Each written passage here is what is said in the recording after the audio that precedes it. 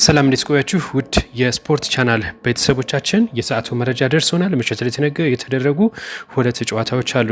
የግማሽ ፍጻሜ ማጣሪያ ጨዋታ ስለሱ እንመለከታለን። ስለ ፖርቹጋልና ስፔን እንደዚሁም ስለ አሜሪካና ስለ ቤልጅየም ጨዋታ የምንመለከተው ጉዳይ ይኖራል። እንደዚሁም ስለ ኬሊያን ሚፓፔ ስለደረሰበት ትችት የፈረንሳይ እግር ኳስ ፌዴሬሽን ወደ ክስ መሄዱን አቅንቷል። ስለሱ መረጃዋለን። እንደዚሁም ደግሞ ከአሜሪካ ሴኔጋል ትሻላለች ክብር ተነፍጊያለሁ ስላለውም እንደዚሁ ስለሱም መረጃው አለን። እንደዚሁም ደግሞ በቀጣይነት የምንመለከተው ያለኝን ሰጥቻለሁ በንጹህ ሕሊና ነው የሚሄደው ሮናልዶ የተናገረው ንግግር ነው። ብዙዎችን ያሳዝነው የሮናልዶ ንግግር እንግዲህ የምንመለከተው ነው። ሮናልዶ የመጪው ትውልድ አርአያ ነው።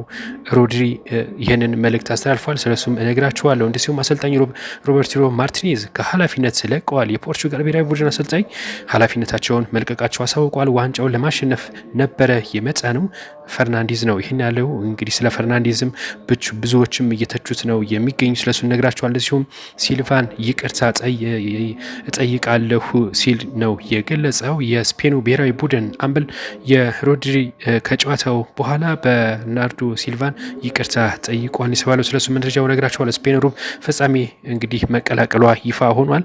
እነዚህና በርካታ ጉዳዮች እናነሳለን። አብራችሁ እንድትቆዩ በአክብሮት ጠይቃችኋለን። ሰብስክራይብ አድርጋችሁ ግን ጀምሩ። የመጀመሪያው መረጃችን የሚሆነው በምሽት ላይ የተደረጉት የስፔን የፖርቹጋል ጨዋታ ናቸው። እነዚህ ሁለት ጨዋታዎች በጠባብ ውጤት ነው የተጠናቀቀው። ጨዋታው ክርስቲያኖ ሮናልዶና እንደዚሁም ደግሞ ላሚን ያማል የተፋጠጡበት ይህ ወሳኝ የሆነ የግማሽ ፍጻሜ ጥሎ ማለፍ ጨዋታ በስፔን የበላይነት ተጠናቋል። ተቀይሮ የገባው ነው የስፔን ተጫዋች ነው ይችን ጎል ያስቆጠራት፣ በሷም ጎል ነው ጨዋታው የተጠናቀቀው። እናም ያው ክርስቲያኖ ሮናልዶ ምናልባትም ይህንን የዘንድሮን የዓለም ዋንጫ ያሳካል ተብሎ ብዙዎችም ጠብቀው ነበር። ነገር ግን አልተሳካለትም። ኦልሬዲ ተሸንፎ እንግዲህ በቀጣይም በዓለም ዋንጫ እንደማንመለከተው ጭምር የተነገረው። በቀጣይነት የተጫወቱት የቤልጅየም እና የአሜሪካ ጨዋታ ነበረ። አሜሪካም ሶስተኛዋ አዘጋጇ ሀገር በቤልጅየም 4-1 በሆነ ሰፊ የጎል ልዩነት ተሸንፋ ከውድድር ውጭ ሆናለች ማለት ነው። ከዋንጫ ውጭ መሆኗ ነው የተነገረው።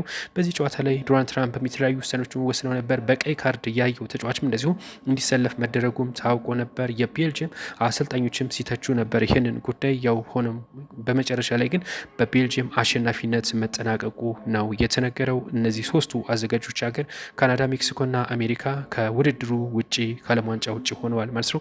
በቀጣይነት የምንመለከተው የፈረንሳዩን ኬሊያን ሚፓፔ ነው የሚሆነው።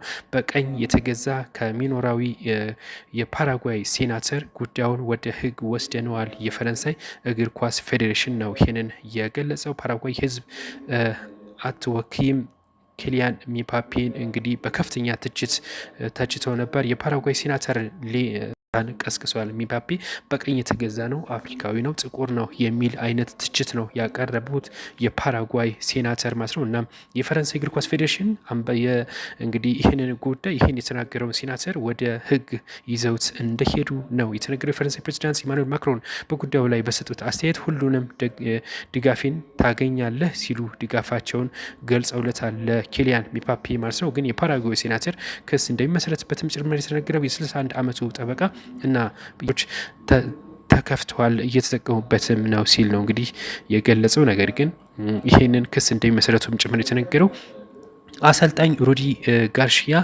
እንግዲህ ስብስባቸውን ማለት ነው አዘጋጇን አሜሪካን 4-1 በሆነ ውጤት ሲያሸንፉ ግብ ጠባቂው ቲቧው ኮርቱዋ ክብር ተነፍጎን ነበር ብሏል። እንግዲህ በቀላሉ አሜሪካ ታሸንፋለች ሲባል እንደነበረ የገለጸው ኮርቱዋ በጨዋታው ጥሩ ቡድን መሆናችንን አሳይተናል ሲል ነው የተናገረው። እናም እንግዲህ ይህንን በተመለከተ ብዙዎች ተናገሩበት ነው የሚገኘው። አሜሪካ ባለፉት ቀናት ክብር አልሰጡንም ሲሉ ሲጽፉ የነበሩ ነገሮችን አየሁ፣ ስስቅ ነበር። ከአሜሪካ ይልቅ የሴኔጋል ብሔራዊ ቡድን ጠንካራ ነው ብሏል። እንግዲህ አሰልጣኙ ሩዲ ጋርሺያ በበኩላቸው ቤልጅየም ታላቅ ኳስ ሀገር መሆኗንም አሳይተናል ሲሉ ነው የተናገሩት። ያው ከቤልጅየም ጋር አሜሪካ ከቤልጅየም ጋር ባደረገችው ጨዋታ እንግዲህ ብዙዎች እየተነጋገሩበት ነው የሚገኘው። እናም በዚህ ጉዳይ ሀሳብ አስተያየት ካለ አስቀምጡልን። በቀጣይነት የምንመለከተው ጉዳያችን የክርስቲያን ሮናልዶ ነው የሚሆነው። ክርስቲያን ሮናልዶ እንግዲህ ያለኝን ሰጥቻለሁ፣ በንጹህ ሕሊና ነው የሚሄደው ሲል ሮናልዶ ገልጿል። የፖርቹጋል ብሔራዊ ቡድን አምበል ክርስቲያን ሮናልዶ ከቡድኑ ስንብት በኋላ አስተያየቱን ሰጥቷል። ሮናልዶ በሰጠው ቃለ እንግዲህ ማዘኑን ገልጾ ነገር ግን ንጹህ ሕሊና ይዤ እሄዳለሁ ምክንያቱም የነበረኝን ሁሉ ሰጥቻለሁ ብሏል። ነገ እንዲህ ቀን ነው፣ ይህ የህይወት ይቀጥላል ያለው ሮናልዶ የቻልኩትን ስላደረግኩ በእያንዳንዱ ቀን በንጹህ ሕሊና እነቃለሁ ሲል ገልጿል። የዓለም ዋንጫ የመጨረሻ ጨዋቴ ነው ያለው ሮናልዶ ፖርቹጋል ግን የመጨረሻ ጨዋቴ አይመስለኝም፣ ምናልባትም በሌሎች ጨዋታዎች ልጫወት እችላለሁ ሲል ገልጿል። ሮናልዶ የመጨረሻው ትውልዱ አሪያ ነው ሲል ሮድሪ ገልጿል። የስፔን ብሔራዊ ቡድን አምበል ሮድሪ ክርስቲያን ሮናልዶ የፖርቹጋል መኩሪያ ነው ሲል እንደዚሁ ገልጿል። ያው ከዚህ ጋር በተገናኘ ግን አሰልጣኝ ሮበርቲ ማርቲኔዝ ከኃላፊነታቸው መልቀቃቸው የተነገረ። የፖርቹጋል ብሔራዊ ቡድን አሰልጣኝ ሮበርቲ ማርቲኔዝ ከጨዋታው በኋላ ኃላፊነታቸውን ለቀዋል የተባለው ይህ የመጨረሻ ጨዋታ ነው፣ የፖርቹጋል ሕዝብ አመሰግናለሁ ሲሉ አሰልጣኙ ሮበርቲ ማርቲኔዝ ገልጸዋል። ያው የዓለም ዋንጫ የተሸነፉ በርካታ ሀገራት ክለብ ይህን ብሔራዊ ቡድን ይለቀቁ ነው። የጀርመን ባለፈው እንደምናስታውሰው መልቀቃቸው የሚታወስ ነው። ዋንጫውን ለማሸነፍ ነበር የመጣ ነው ሲል ፈርናንዴዝ